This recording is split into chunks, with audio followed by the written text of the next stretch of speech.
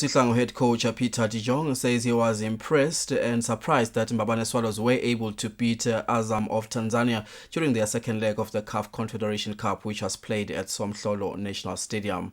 We have a report.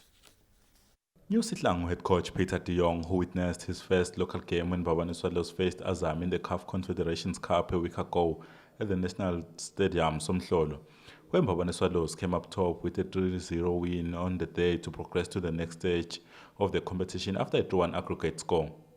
Peter de Jong, who's still to take charge of his first game with the national team, says he was surprised with how Mbabane Swallows performed in the day. Is good. I believe that. I was a little surprised Sunday because I know Azam very good, and Azam is a big team in Tanzania with a top organization, very professional, and 3-0, no chance for Azam. Was great. Peter de Jong will have his job cut out for him as his mandate is to take the nation's pride to the AFCON in 2019 and also move the national team from Category C to Category B teams. Reporting for Swazi TV Sports News, I am Patizwe Msibi with Solisane Mabuza in Mbabane.